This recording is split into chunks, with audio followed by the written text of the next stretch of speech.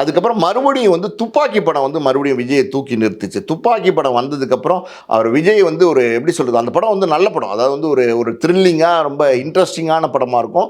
அதோட மேக்கிங்லாம் ரொம்ப டிஃப்ரெண்ட்டாக இருக்கும். அதில் விஜய் நடித்ததுக்கப்புறம் ஒரு ஸ்டைலிஷ் ஹீரோ அப்படிங்கிற மாதிரி ஒரு நேம் வந்து விஜய் கிடச்சிச்சு. அதுக்கப்புறம் கத்தி, அதுக்கப்புறம் நிறைய படம் அட்லியோட சேர்ந்து நிறைய படம் ஒர்க் பண்ணார். அப்புறம் லோகேஷ் கனகராஜோட ஒர்க் பண்ணார். இப்படி படிப்படியாக விஜய் வந்து மார்க்கெட் வந்து வளர்ந்துருச்சு. உண்மையாலுமே வந்து விஜய் வந்து ஆர்கானிக்காக ஒரு க்ரோத் தான். விஜயோட படங்கள் வந்து எல்லாமே வந்து இன்னைக்கு மிகப்பெரிய வியாபாரமாகிறதுக்கு காரணம் என்னென்னா விஜய்க்கு அந்த அளவுக்கு ஒரு பெரிய மார்க்கெட் இருக்குது. இப்போ சமீபத்தில் இதுக்கு முன்னாடி கடைசியாக வந்த படம் கோட் இருக்குது பார்த்தீங்களா, அது ரொம்ப சுமாரான படம். அதாவது வந்து ஆடியன்ஸ் பார்த்துட்டு ஒன்றுமே இல்லை இந்த படத்தில், நல்லாவே இல்லை அப்படின்னு சொன்னாங்க. ஆனால் அந்த படம் கூட ஒரு பெரிய கலெக்ஷனை கொடுத்துருச்சு, அதாவது எதிர்பார்க்காத கலெக்ஷனை கொடுத்துருச்சு.